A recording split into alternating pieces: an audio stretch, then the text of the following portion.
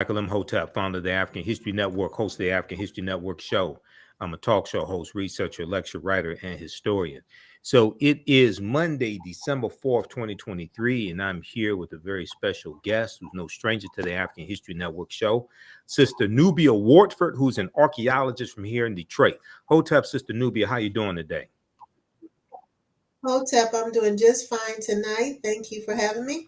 All right, excellent, excellent. Well, we wanted to have Sister Nubia back. She has a new online class that starts up Wednesday, December 13th, 2023, dealing with iconography and rituals, African symbols and rituals within Christianity. I've seen one of the sister's presentations in person dealing with the African influence on Christianity and the iconography, etc. Her presentation is fantastic. If you're not familiar with Sister Nubia, very quickly, Sister Nubia Wardford is an archaeologist that studies ancient Kush. She is a cultural scientist who takes a holistic approach to studying the past.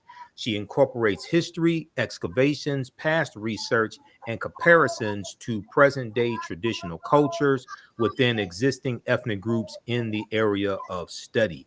And Sister Nubia it's a master's of arts in archaeology that you have. Yes, I have Okay. a master's. I have a master's in historical archaeology and bachelor's in anthropology, and working on Okay. my And PhD in ancient Kushite research. absolutely, absolutely. All right. So, Sister Nubia, tell us about this class that you have starting up Wednesday, December 13th, 7 p.m. Eastern Standard Time. This is going to be an online class, correct? It's going to be an online class. We'll be zooming, Okay. um, a Zoom class, and it will be African iconography. It'll be iconography and ritual in African symbols in ritual within Christianity. It's going to be a packed class, just sharing what symbols have been, lack of a better word, borrowed into the Christian religion, in the ritual and the service, even the way the churches are built.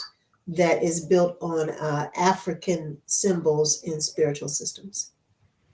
Really? Okay. And I've studied some of this history myself.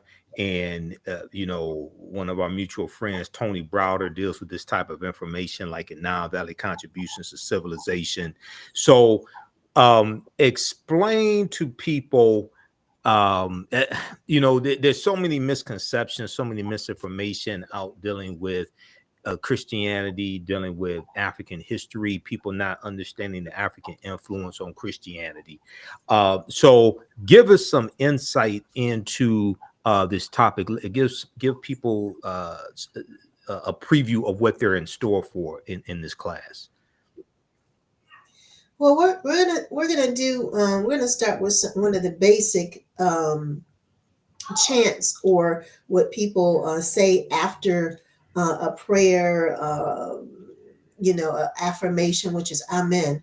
We're going to Hmm. talk about where Amen came from. The Amen it came from Sudan, where that spiritual system came from. We're going to talk about the symbols on the church, the steeple, which represents many different things, the different trees that were once forested along the Nile River, and Right. we'll talk about the outfit of the Pope. We'll talk about the ritual, the Easter ritual, which was embedded with so many different African symbols. We'll talk the story of Osset Heru and Osir, which we'll Right. talk about that. We'll talk about many other things that just lets people understand that the origins of this history of the church is just founded on African spiritual systems, and it has been borrowed by the usurpers of those different regions, in order that the people not see themselves within the religion and see other people within the religion. And the spiritual system is still the same. It's still the same, actually. It's just they've changed Right. the face of it.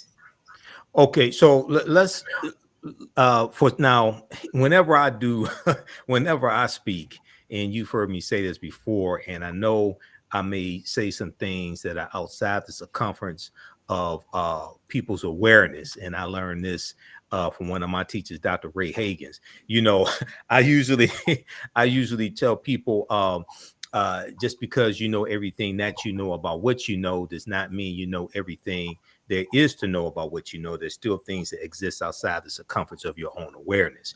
And I've studied the history of Christmas, the origins of Christmas, the connections between Asar, Aset, and Heru, who the Greeks called Osiris, Isis, and Horus, Heru being born on December 25th. I've read Christianity Before Christ by Dr. John G. Jackson, The World's 16 Crucified Saviors by Kersey Graves. So when we look at this type of information and we understand the origin, the source, the original, we can see where the influences, the influences that make up the influences in Christianity, we can see how those relate directly to Africa. We know that Christmas is coming up, okay, and December 25th. So talk a little bit about the connection between Christmas, December 25th, the celebration, and like ancient Kemet, Asar, Aset, and Heru, whatever influence you want to deal with. Okay, well, I'll just take it from the Santa Claus aspect. Okay. Um, Okay. Santa Center class. Yep. Claus, Santa Claus is able to do a magic thing. He goes all over the world within an hour, and clocks that happen, all over the world by midnight. He is able to come and go. Well, that goes back to being able to manipulate time. That he's Father Time. Even his name, Mm-hmm. Kris Kringle, a crest and a kringle are navigation tools from a ship. So he takes his sky ship, his sleigh, and he's manipulate time. And that's where we get the nick of time and Saint Nicholas, because it's actually a seer who's able to manipulate time. And even Heru, the birth of, some people say it's the birth of Heru. Some people say it's the birth of Osiris that is being celebrated at that time of year. So these are ancient spiritual traditions that have been altered through time. And so we take a look at this day, which is a very special day. It's one of the longest nights of the year, where Mm-hmm. Osiris is able, or Kris Kringle, or Crest Kringle, or Santa Claus is able to take his sleigh and manipulate time in that Right. way. So it really, there's a lot of different dimensions to it as well. Yeah, so December 25th, dealing with the astronomy, you're dealing with Yeah, coming out of the winter solstice. On yeah, December 20th, December 21st, the sun moves into its lowest point in this annual movement throughout the constellations, and it moves. And then December 22nd, 23rd, 24th, you have the sun appears not to move. The sun appears to be dead. This is what solstice yeah, means. So sun stands still, solstice.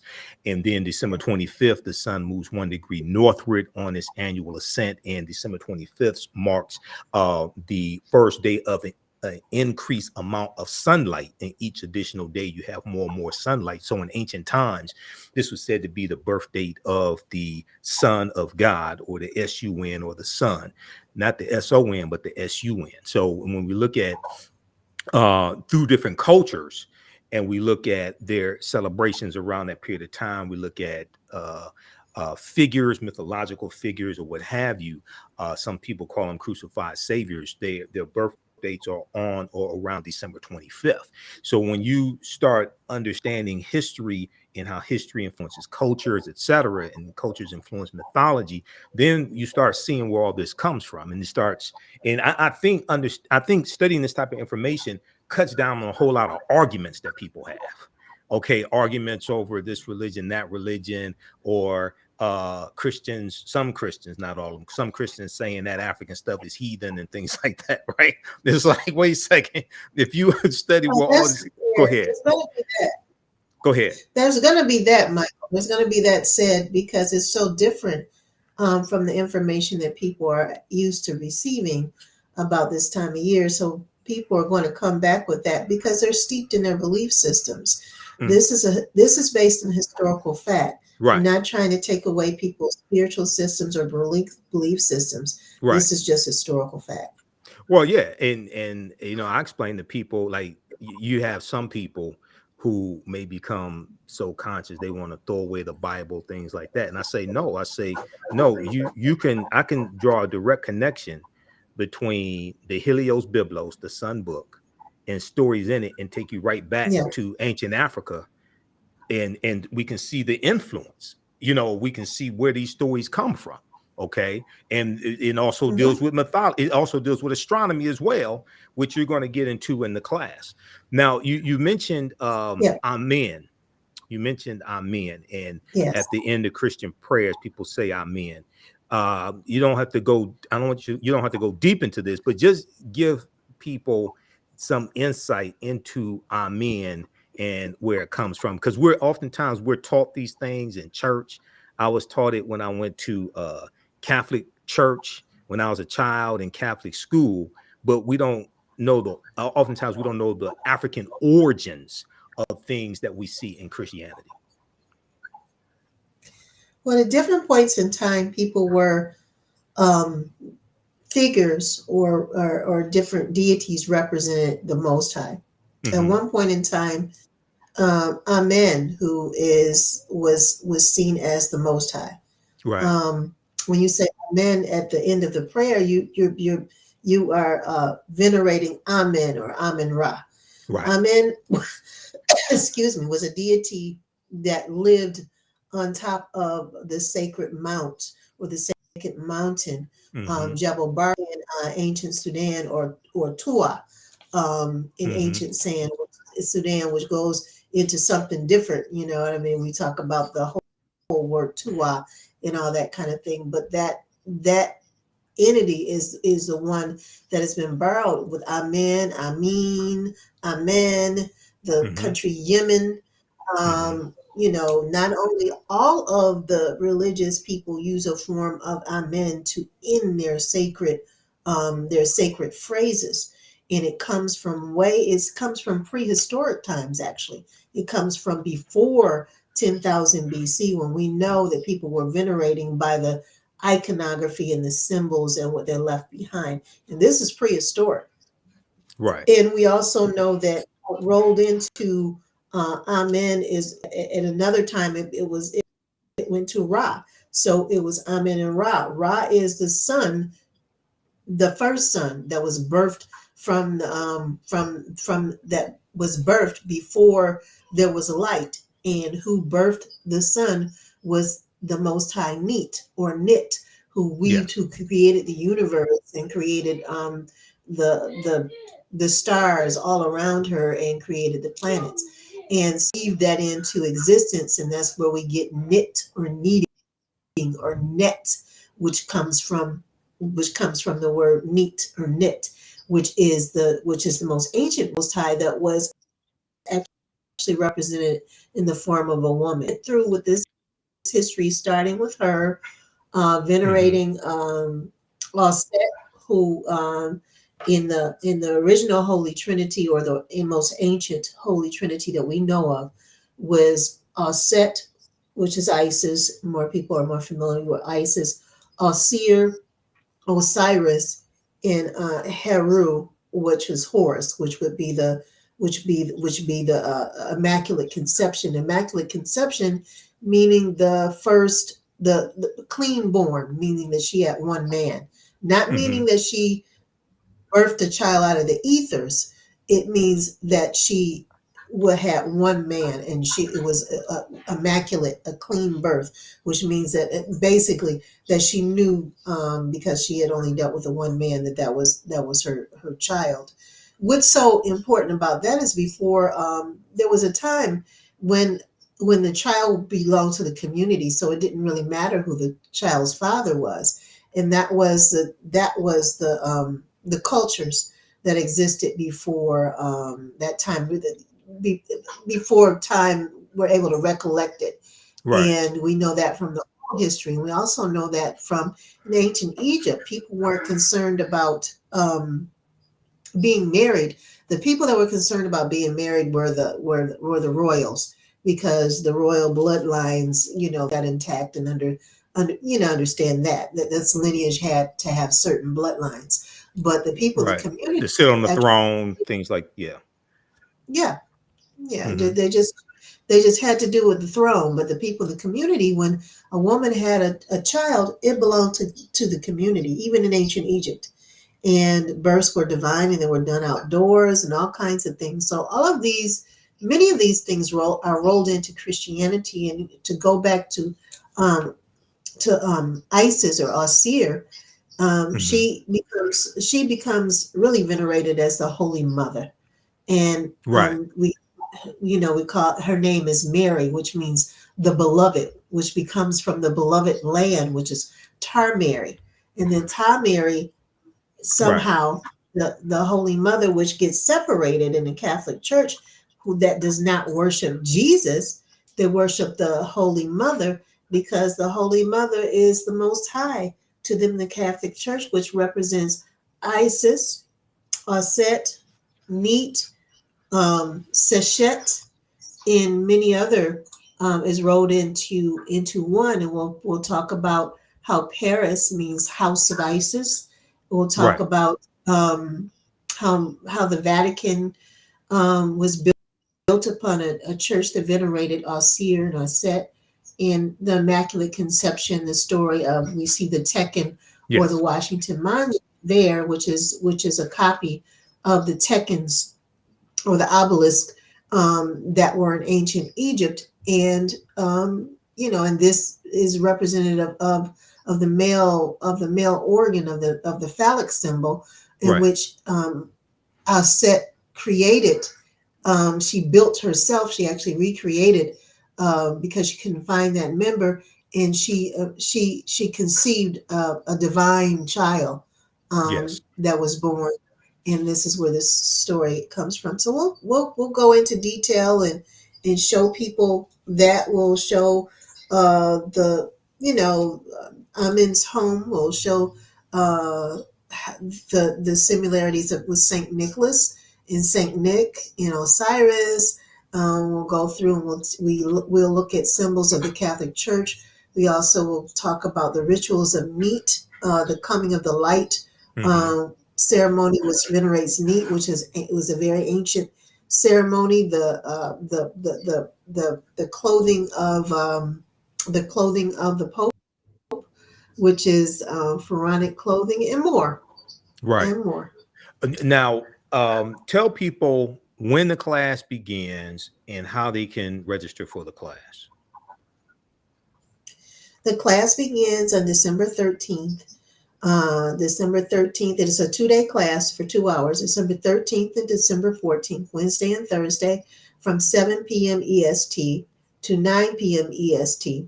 And people can email me at NWARD,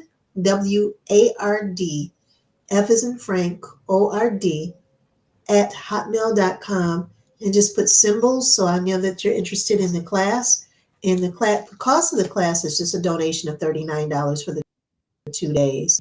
Okay. I'll be doing classes every couple of months, and I want to make sure that everybody who wants to join the class can join the class. So, want to make it very affordable for everybody. And we also we'll have discussion times. That's 2 hours, but we'll have hour and a half of class, 30 minutes of discussion, so people are able to discuss, and people are able to get more details on things. We'll also have resources to recommend. Just don't take it from, what Sister Nubia.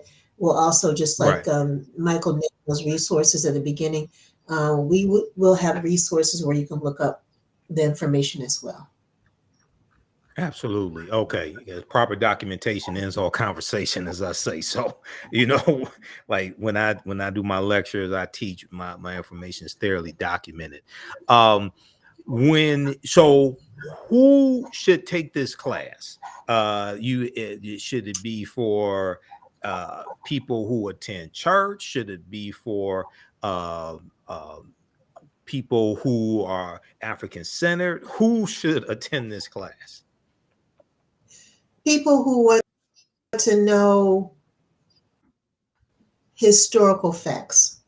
Historical fact. Historical facts. Um, you could be a member of a church. You could be a student. Anybody at this class, anybody 16 and above. Okay. Various details. Um, I don't say 18 because a lot of people start studying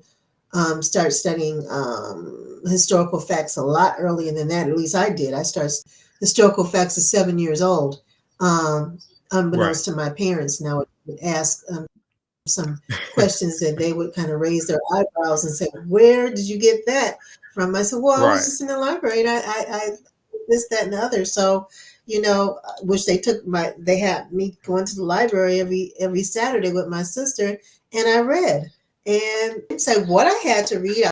I would just walk around the library and read different things, and they would always ask me, "Where did you get that?" And I said, "In a book in the library, Mom." And so, Right.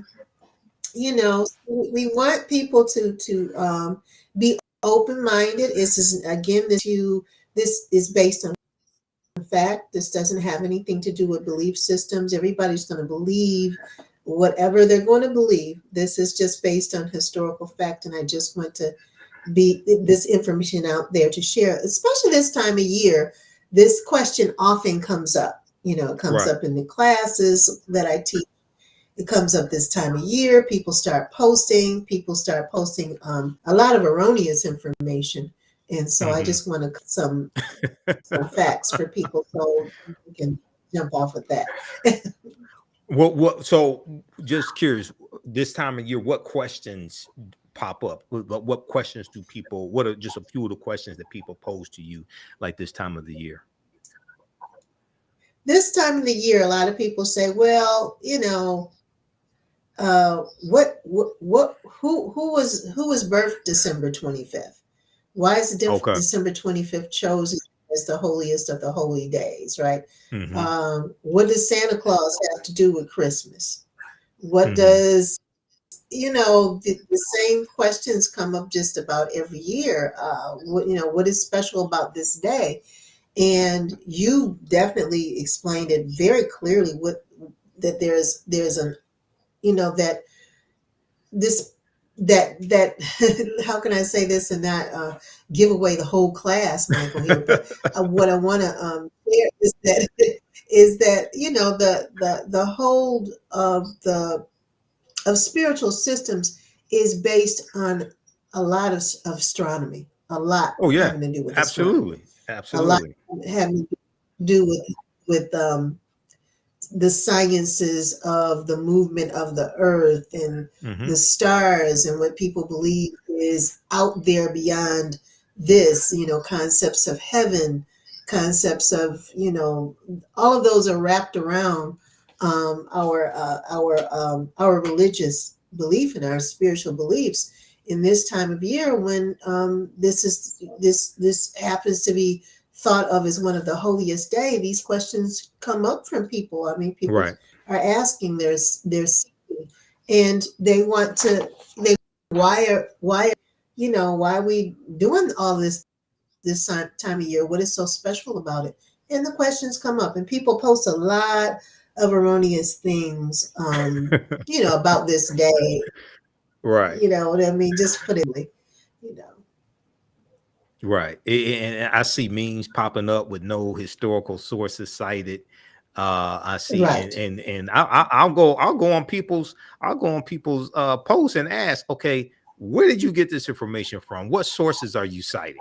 Okay, because I ask those questions because my teachers taught me to ask those questions, and I know when people are just passing off erroneous nonsense as well. So we have, especially in the age of social media, we have to dig deeper and do our research, do our due diligence. Okay, so once again, everybody, this is Sister Nubia Wardford. She has a class starting up, a 2-day class, Wednesday, December 13th, Thursday, December 14th, 7 p.m. to 9 p.m. Eastern Standard Time. Iconography and rituals, African symbols and rituals within Christianity. It's a great class to take this time of the year. It's just a 4-hour class. Email her at nwardford@hotmail.com. Wardford, WARDFORD @hotmail.com. And you can put, you said, what'd you say, put in the subject line? Symbols. Symbol. Okay, symbols in the subject line. It's just curious, in your classes, do you reference a symbols dictionary or encyclopedia, anything like that? I was just curious. I do Webster's dictionary sometimes, but Okay. I do the old Webster's dictionary. Okay. You know, they have all of things that have been seen now as politically incorrect and all that kind of thing, because it really explains the original ideas behind things. And I also try to do languages. We also will talk about the Ethiopian systems as well, and how Okay. how it relates to their belief systems, which has been proven to go back. Tia, which is in Ethiopia, that site is at least 20,000 years old, and that venerates a female Most High as well. So which site is that? We'll try to. Which site is that? Tia, TIYA, and it is a calendar that is seen, one of those astrological calendars that has monoliths, and it points to star systems, and so we know that they were recognizing. Tia could also be assumed to be representing Nut as well, but that's where it is in Tia. And we will talk about the archaeological site that I was on, that venerates Set, and how the rare finds on that site tell about how the Africans in that area saw themselves, and they saw their spiritual systems. It's often said that the people in ancient Nubia and mimicked the Egyptian system, but in some cases it was the other way around, because Ancient Kush was older. So that it started there. It started in ancient Sudan. It came to the pinnacle, we could say, to its highest order in Egypt, and then they reclaimed it in the 25th dynasty with Taharka. So that's kind of reclaimed it. And then in the 26th dynasty, we actually see a Sankofa symbol that that Browder actually see that heart. So what is that telling us? Exactly what I said, that they came back around to the source. And so they realized that. And so, and there we have the proof. Thank God for Tony Browder. That tiny fact that he brought connects West Africa directly with ancient Kemet, without a doubt. And I bet you most scholars on the planet Earth do not respect that, because Anthony Browder is not seen in academia as an archaeologist. So he just really needs some help.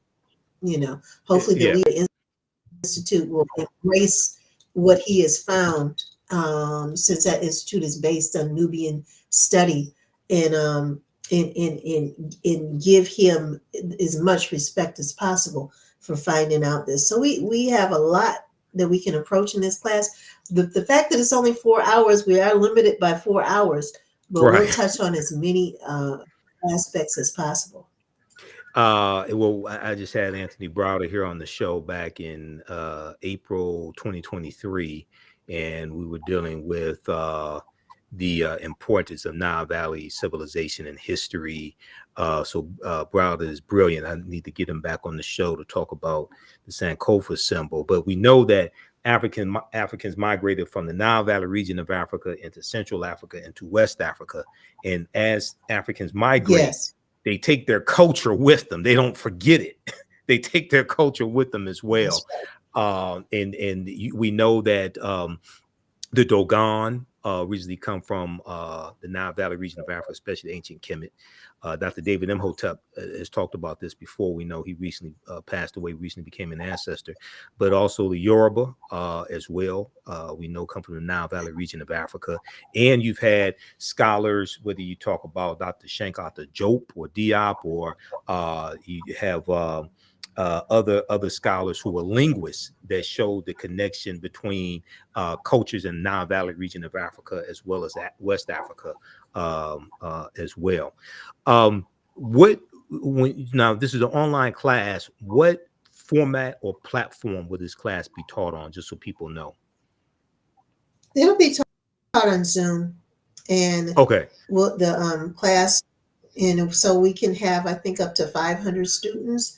I would love to Okay. have a class of 500, but Right. we're gonna really just take this little by little and Mm-hmm. have time for discussion in like we'll do 2 segments per class, and we'll have time for discussion, because I really think, it's not all about me sharing and talking. It's also about the perspective of the students. The Right. most brilliant professors got that way from conversations with their students. Yeah. It's about sharing and having that exchange, having that dialogue also about the subject matter. Yeah. Okay, excellent. Well, everybody, you can register for this class. Email Sister Nubia Wardford at nwardford@hotmail.com. You could put symbols in the subject line. And this class is um, Wednesday, December 13th, and Thursday, December 14th at 7 p.m. Eastern Standard Time. Okay. So you are going to learn a lot in this class. And this is a good time of the year also to study this type of information, because so many people will be talking about Christmas, talking about December 25th, things like that. And a lot of times people, when I deal with, I've studied the whole history of Christmas. I've done extensive lectures dealing with this, and I talk about how we're taught all these things when we're children and we repeat it when we're adults, but most of us are never going to research this history at all either, and where this all comes from. So something like this is extremely important. Okay, any last words before we get out of here, Sister Nubia? Just, I just hope that we approach this class in the most respectful manner as possible. We'll be talking about historical facts again, and join the class December 13th and 14th. You are all welcome. And if you have questions, I will do my best to address them. And I love the discussion. Please come and be ready for discussion points, and it's going to be a very lively class. Okay. All right. Excellent. And just curious now, would the class be archived at all if people miss part of it, anything like that? Can they go back and watch a replay? We will definitely record the class. Okay. It possibly could be used by students that register are able to make one of the days of the class, and we can well. Okay. Excellent. All right. Well, look, Sister Nubia, it's great to talk to you again. And, Kwanzaa is coming up, so I'll see you soon at Kwanzaa celebrations. Yeah. Also, everybody register for a class. You're going to learn a lot. All right, Sister. Peace. Hotep. Thanks for coming on today, okay? Thank you. Bye-bye. All right. All right. Peace. All right, everybody. That was Sister Nubia Wardford. Be sure to follow us here at the African History Network. My Facebook fan page, the African History Network, Michael Imhotep, on YouTube and Instagram. And visit our website, TheAfricanHistoryNetwork.com, TheAfricanHistoryNetwork.com. You can follow us there. And also, I was going to broadcast the African History Network show Sunday night, but I was tired. I'm juggling a lot, juggling my work schedule, so I was tired. I didn't do that, but I knew I was coming on today with Sister Nubia Wardford, and we'll probably broadcast tomorrow, probably broadcast Tuesday. So we got a lot of new stories. You see some of my broadcasts. I posted some clips in the past couple of days of me on Roland Martin Unfiltered when I was on Roland's show Friday, December 1st, 2023. I'm on every Friday, 6 p.m. to 8 p.m. Eastern Standard Time. So we're getting those clips out. And I'm trying to broadcast Tuesday evening. It probably, I don't know, 8 o'clock, something like that, 8 p.m. Eastern Standard Time. And we're going to start back with the African History Network show Sundays, 9 p.m. Eastern Standard Time. We're going to start back with that this Sunday, December 10th, 2023. So people have been asking when you're going to start back broadcasting live. I just finished teaching one of my online classes, just wrapped up this Saturday. In the second class that I teach, Black resistance movements from the Haitian Revolution, U.S. Civil War, Civil Rights Movement, and Black Power Movement, 1800 to 1968.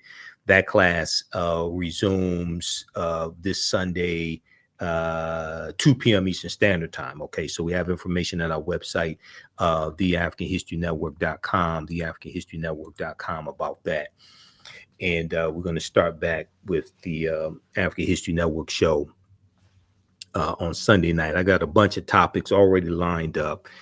I'm just putting together the information for them. And one of the main topics I want to discuss is dealing with how African-American churches in Florida are starting to teach Black history classes as a direct result of the Florida Department of Education's new social studies standards. And part of their social studies standards are teaching that African Americans benefited from slavery. Now, many people have seen information about this. You've seen broadcasts that I've done dealing with this as well. But there's a good article from the Washington Post that deals with this. And I've looked at a number of different sources. I watched some videos with the different pastors, but this is just one article right here from the Washington Post that deals with this. Florida, after Florida restricts Black history, churches step up to teach it. After Florida restricts Black history, churches step up to teach it. And this is from September 24, 2023, Brittany Shamus for the Washington Post. And it talks about how African Americans in Florida but across the country, but especially in Florida, are furious at what the Florida Department of Education is doing. And they're talking about the suppression of the teaching of African American history and why it's important, not just for African Americans to understand this history, but Americans in general. Okay. As a new school year started, the Reverend Gaston Smith was standing at the pulpit with a lesson on one of those chapters.